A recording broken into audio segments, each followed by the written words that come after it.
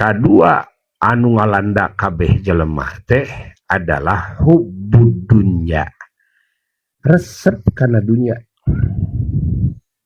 Eta mah bisa ya ngalindih ka jelema alim oge. Ya, resep kana dunya ka ahli ilmu agama najan katalar Quran katalar hadis bisa bae ieu hubbud dunya, cinta kana dunya kan. Ieu ngalanda sararea.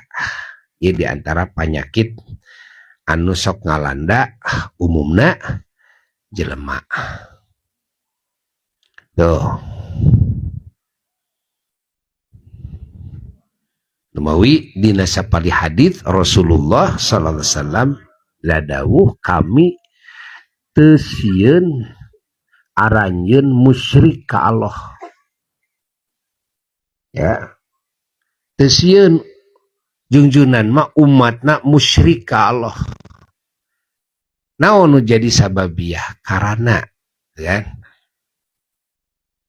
ieu umat Kangjeng Nabi Muhammad sallallahu alaihi wasallam dijamin ku Allah Subhanahu wa taala ya dina katauhidanana bahwa umat junjunan dijamin ya sadayana bertauhid ke Allah Subhanahu wa taala. Ya. Jadi teu dipikah hariwang. Ya hiji dua mah wajar we kitunya. Nah, dauhan junjunan nu dipikasieun ku kami mah adalah alai aranjeun ku Allah dilimpahi dunya. Tuluy aranjeun berlomba-lomba ya, karena dunya. Eta dipikasieun ku Rasul. Ya, sehingga ya aranjeun meunang kacilakaan ku sabab berang penting terus berlomba-lomba ngudag-ngudag dunya, mikiran dunya, poho ka Allah, poho ka akhirat, poho kana ibadah, poho kana salat, poho kana hanca sholawatan, poho kana hanca pengajian, malah aya nu wani tembong orat dan sebagainya, malah bisa silih sikut, silih fitnah dan sebagainya karena hayang menang dunya.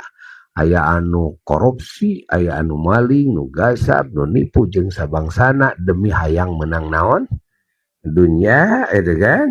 Nah terus berbangga ku dunya itu bermewah-mewahan ku dunya anu akhirnya jadi lalai ya, lalai karena kunci keselamatan, kebahagiaan, kemuliaan nu hakiki nu abadi katipu ku dunya. Sakumaha ieu ya dunya geus nyilakakeun jalma-jalma anu samemehna. Nu baheula teh carilakana teh lolobana teh ku sababiah naon? Dunya. Ieu dipikah hariwang ku Rasulullah sallallahu alaihi wasallam. Nah, memangnya ku urang sadayana ku urang karasa meh-mehan teu salat. Umat Islam meh-mehan teu ngaji, teu hadir dina majelis ilmu, dina majelis zikir. Meh-mehan kan teu wawuh jeung masjid, meh-mehan teu wawuh jeung ulama jeung para ustad pengajar ilmu agama.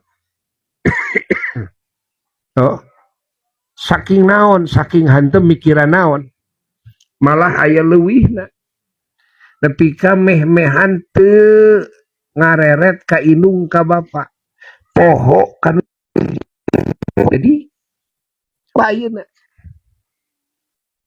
ngudag-ngudag dunya nepi ka sul kan perhatian kanu jadi indung kanu jadi bapa. Loba anu kitu ayeuna. Loba. Nah, Tapi matak nyilakakeun, ya, matak nyilakakeun sehingga ku Allah diwanti-wanti kade ulah katipu ku kahirupan dunia, ya, kade gitu kan, ulah katipu ku kahirupan dunia. Ya diwanti-wanti ku Allah dina Quran. Nah, pangna di kade-kade karena dunia mah boga watak nipu. Watak dunia mah gitu, watakna naon? Usah watak nipu, gitu kan? Maka lolobana jelema ka tipu. Usah bab lolobana jelema ka tipu, maka dia perlu diwanti-wanti. Maka ku Allah Subhanahu wa taala urang sebagai hambana diwanti-wanti supaya ulah katipu kunaon? Kudunya. Tuh, katipu kudunya ulah nepika demi dunia urang teh mohokeun ka zat anu nyiptakeun urang. Ka zat anu ngurus urang, Allah. Ka zat anu ngahujankeun nikmatna karunia-Na ka urang nu teu aya lirena. Ya. Ka Allah Subhanahu wa taala. Ulah nepi ka urang, ya. Kumaula poho kana salat, poho kana saum Ramadan, poho kana zakat, poho kana munggah haji, ya. Nah, geus waktuna munggah haji asal lebar we duit dipake munggah haji teh. Kan engke deui ho semodar. Kan? Hantem we kitu. Nah, kedai we sugan kedai nu ayeuna urang pake heula. Ya, meuli itu meuli ieu ngalegaan tanah. Geus wajib padahal ini munggah haji. Nah, ieu teh karena cinta kana naon? Cinta kana dunia.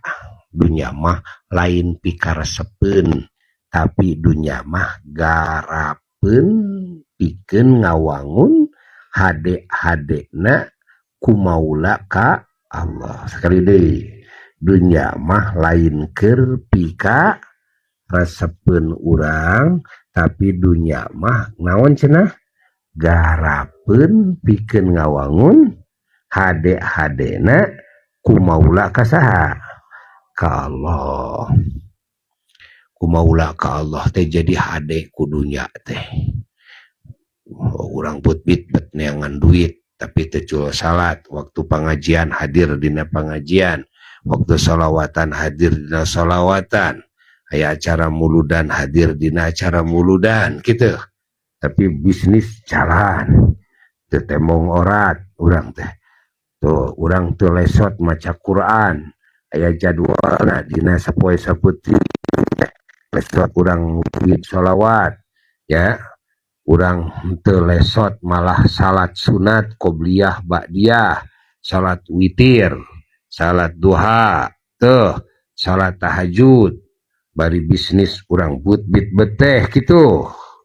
Urang teu cul kawajiban kanu jadi bojo, bojo kanu jadi caroge, inung bapak nya loba eta teh neangan duit cul anak. Loba nu kitu. Anak teh hari-hari ting jeung saha anakna teh gitu, dek kumaha bae nasibna teu peduli. Loba nu kitu. Nepi ka anakna badung. Sabab teu kaperhatikeun kudu jadi indungna, kudu jadi bapana. Naon sababna? Sababna indung bapana ngudag-ngudag naon? Dunya poho kana kewajiban gitu kan, ngadidik anak. Tuh. Aya nu poho ka indung bapak, ulah gitu. Jangan duit, ya. Niat nasi hade keur ngawangun hade-hadena kumaula ka Allah. Tah kumaula ka Allah usahakeun jalani ku urang, jalankeun ku urang. Ya, semampu mungkin dina hirup. Ya, modalan ku dunya. Dunyana dipake bekal ku urang. Urang hayang bisa nyeun kahadean ka indung ka bapak lain ka kulawarga wungkul, hayang bisa nyeun kahadean teh urang teh kadulur ka tatangga ka hayang bisa urang ya nempelkeun karena perjuangan agama sareng para ulama, para ustad gitu. Urang hayang melaan fakir miskin, urang hayang bisa ngabangun masjid-masjid di tempat-tempat anu didinya teu aya masjid, nu merlukeun masjid, hayang nempelkeun dina ngabangun pasantren-pasantren. Itu ngamajukeun majelis-majelis taklim, nyieun tabligh akbar gitu. Neangan duit teh kitu urang teh. Neangan duit teh. Ya, niatna kitu. Lain hayang numpuk-numpuk duit. Ya, kenaon ku urang ditumpuk-tumpuk dinikmati henteu ku urang host. Kur euleuh we ngegea curug. Terus ditumpuk-tumpuk duit teh. Bika urang teh hayang rendang ge antong. Lebar. Padahal keur naon atuh duit teh. Apa meh urang teh bisa menikmati. Lain gitu, menikmati rizki ti Allah, nikmati. Lain hantem we ditundaan di bank, hantem we dikekeuweuk, nikmati, nikmati, gitu kan? Nikmati tulis syukuri, syukuran ka Allah, gitu. Gunakeun pake,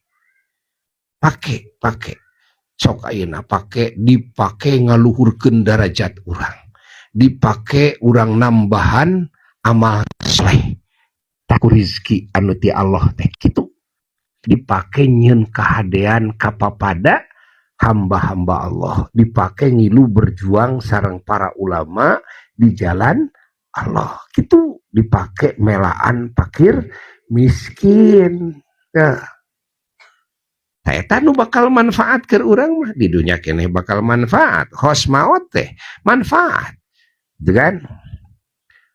Bungahna jelema mukmin di mana maot nalika kabeh rizki anu ku Allah dipaparinkeun keur waktu hirupna kabeh manfaat dina kumaula ka Allah, termasuk dina nyieun kahadean kapapada makhluk Allah. Beak kabeh hos maot teu boga nanaon deui, eta nupang nikmatna teh.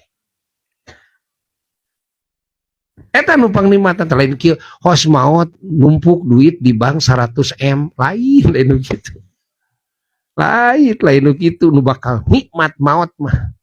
Alhamdulillah boga rizki ti Allah taala, dipasihan rizki beurang jeung peuting unggal poe. Terus we warwir-wur tokecang gitu. Ya, dipake keur ibadah urang, kulawarga urang, pake nyakolakeun masantrenkeun gitu. Terus we teu anu ngeueum. Tenum rezeki teh tenum pakai melaan indung, melaan bapak, melaan dulur anu teu marampuh, melaan tatangga baraya, melaan muslimin muslimat, melaan makhluk Allah. Lain ukur jelema sato hewan kabere, aya ucing kabere, aya itu anjing kabere, lain urang, ya lain urang. Dengan para wali mah akhlakna teh kitu geuningan, para wali mah ya kan akhlakna teh kitu. Tuh ngaja we nyieun papelakan keur naon, keur dahareun manuk, keur dahareun naon monyet, keur dahareun ngaja. Ai urang mah mung kadahar teh amek amek. Itu wali mah ya jelema nu soleh mah nu alus niat tadina. Ya, di mana dipaling ku batur melak jambu. Dipaling ku batur lain amek kadaka alhamdulillah.